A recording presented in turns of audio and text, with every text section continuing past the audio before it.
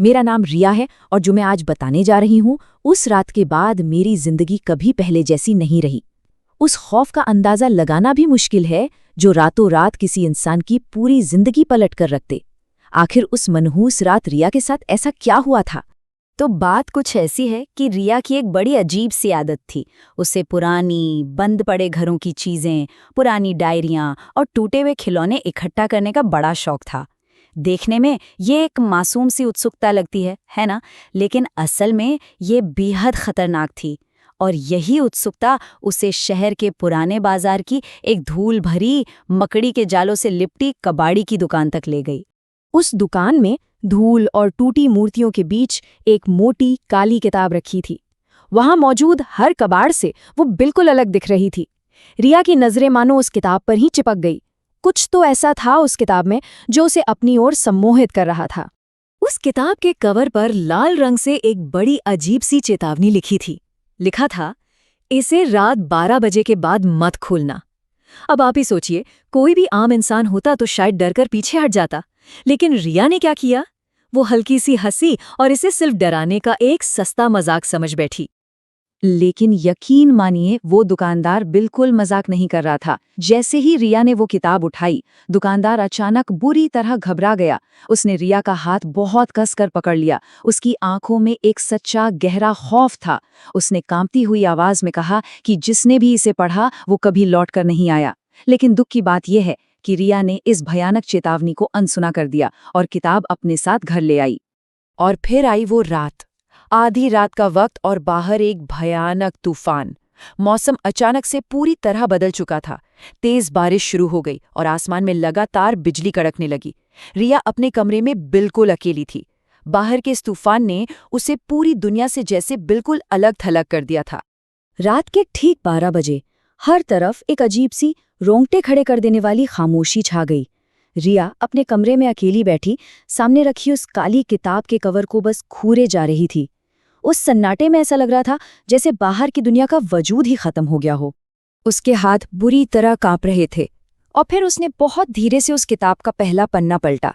पहला पन्ना बिल्कुल खाली था, एकदम कोरा।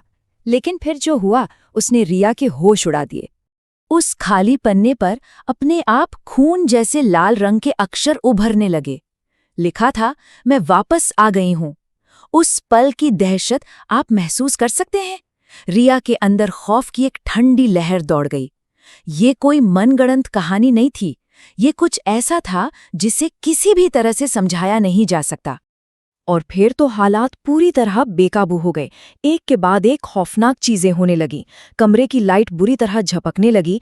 पंखा अपने आप अचानक से पूरी तरह रुक गया और तभी एक तेज झटके से कमरे की खिड़की जोर से खुली।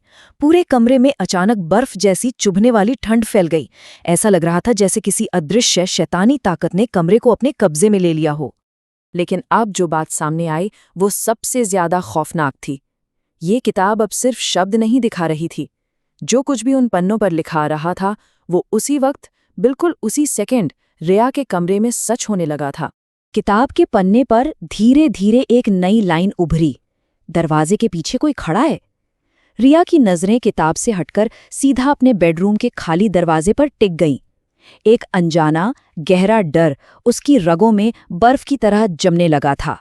कमरे में एकदम सन्नाटा था और तभी खर्र खर्र, कमरे के दरवाजे की लकड़ी पर किसी के बहुत लंबे और नुकीले नाखूनों के रगड़ने की आवाज आने लगी।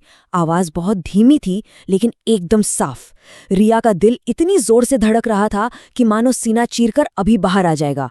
वो खौफ पल पल बढ़ता जा रहा था। पहले मिनट में रिया ने हिम्मत जुटाई और दरवाजा खोला, लेकिन बाहर सिर्फ घुप अंधेरा था। दूसरे मिनट में वो राहत की एक लंबी सांस लेते हुए वापस मुड़ी और तीसरे मिनट तभी उसने देखा किताब अपने आप अगले पन्ने पर पलट चुकी थी।